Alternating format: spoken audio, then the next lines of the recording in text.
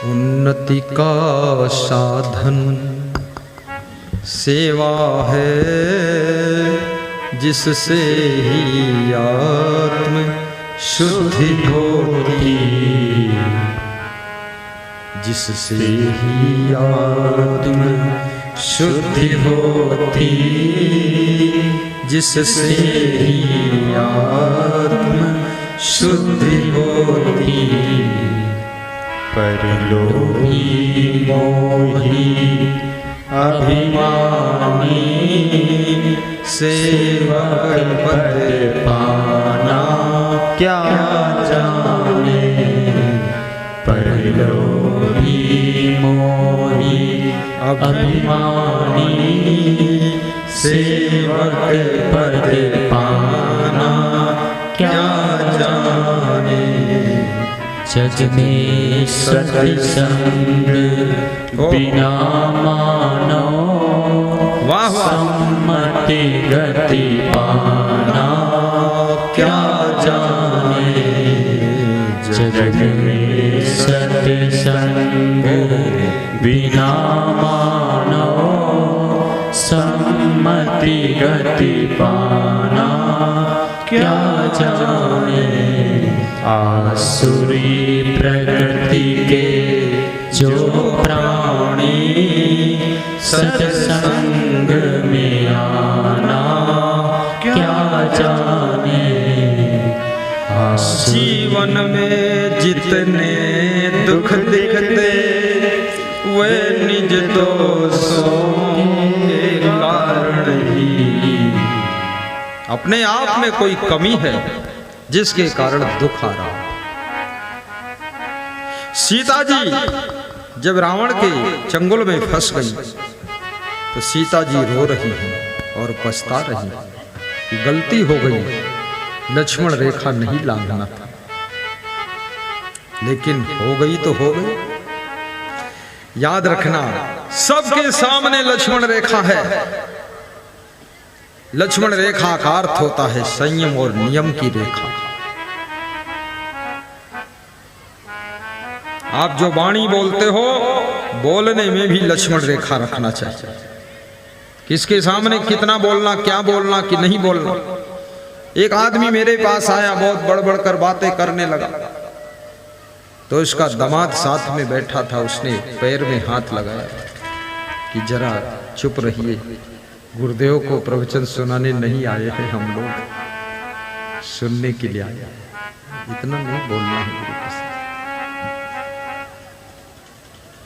लक्ष्मण रेखा अपने चरित्र में भी खींचो, मिलने जुलने में भी लक्ष्मण रेखा। किसको कितनी दूरी से मिलना, छूने में भी लक्ष्मण रेखा, किसको छूना है कि नहीं छूना। मर्यादा की रेखा ही लक्ष्मण रेखा।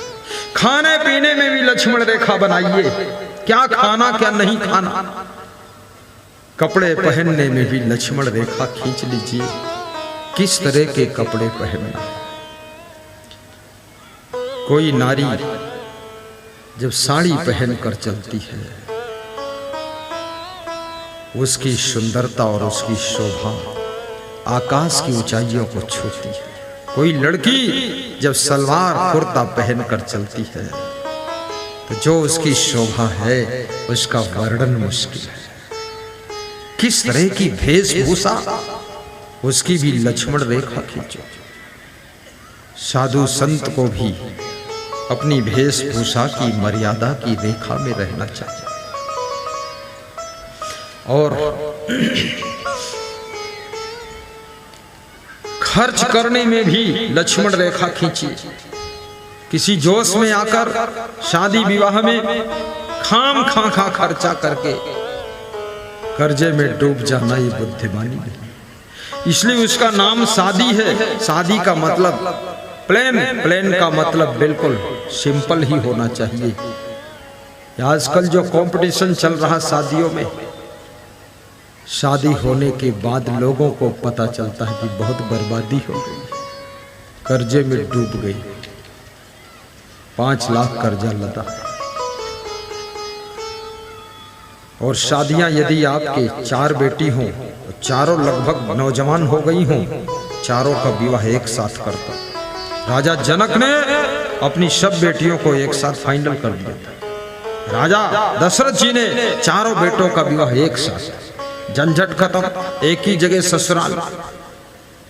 अरे देवरानी जेठानी को लड़ना है तो अलग अलग से आएंगी तो भी लड़ेंगी, क्या कर लोगे तुम? अरे जिसको लड़ना ही है तो यूपी से आकर बिहार में लड़ाई करे और बिहार से जाकर वहां झारखंड में मारपीट करे, जिसका दिमाग ही खराब है। तो अगर चारों बहनें एक ही घर में पत्नी बनकर पहुंच जाएं और चारों भाई उनके पति बन जाएं तो ये तो बहुत सुंदर है। ससुराल जाएंगे, एक ही गाड़ी में बैठकर चारों की ससुराल एक ही बार में निपट गई। डीजल पेट्रोल का खर्चा कम, टाइम भी कम लगा। और सास ससुर भी आएंगे तो एक ही बार में चारों बेटियों के समधी समधिन को मिल लेंगे। समधी के घर लमधी आए, आनंद आ गई। होशियार बनो। देखिए हमारे साथ में संत हैं, अनेक प्रदेशों से हैं। ये बालाघाट मध्य प्रदेश से खड़े हुए, मध्य प्रदेश बालाघाट जिला, बहुत अच्छे गायक संत हैं।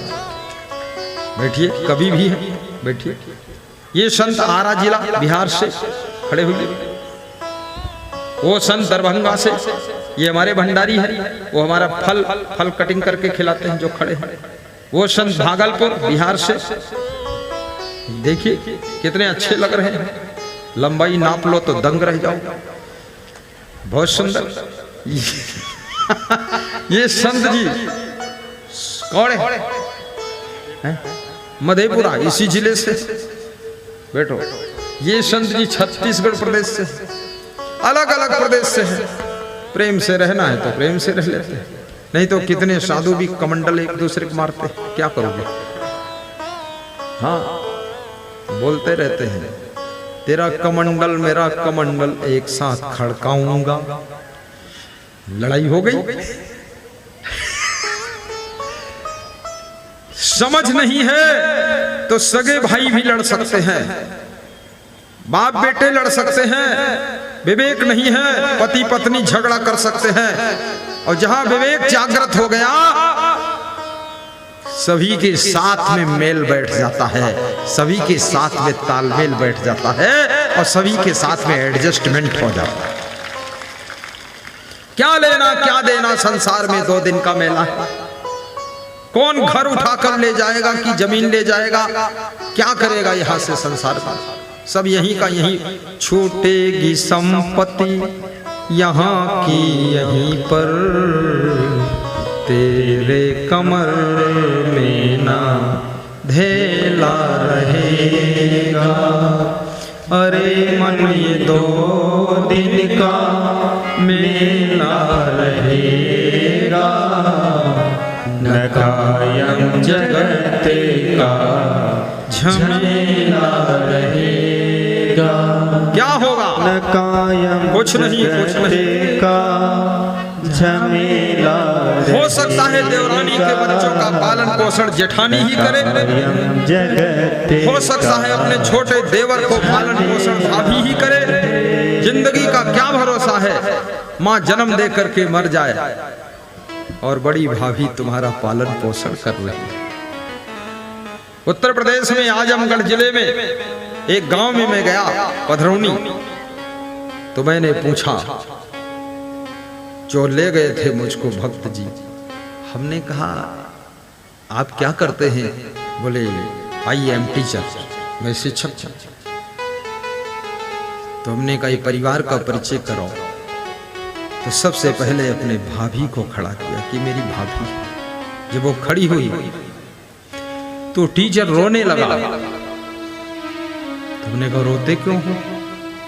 बोले भाभी नहीं है, ये 2 in 1 है, ये माँ भी है और भाभी भी। मेरी माँ बचपन में मर गई थी, इसने मुझको पाला पोसा तो मैं टीचर बना,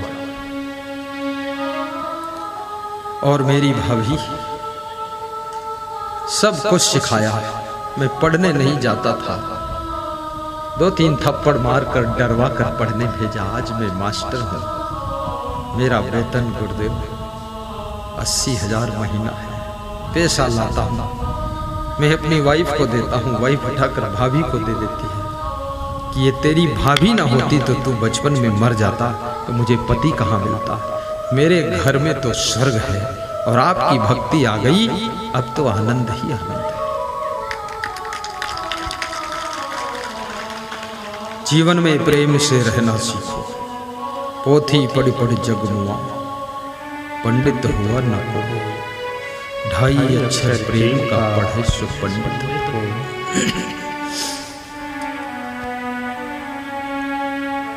प्रेम में जो सुख है वो झगड़ने में सुख नहीं।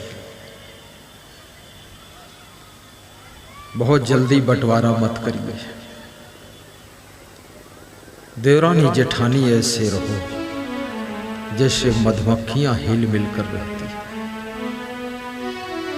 भाई भाई ऐसे काम करो जैसे चींटियां मिलजुल कर काम करती हैं। और सबके मन में भक्ति हो।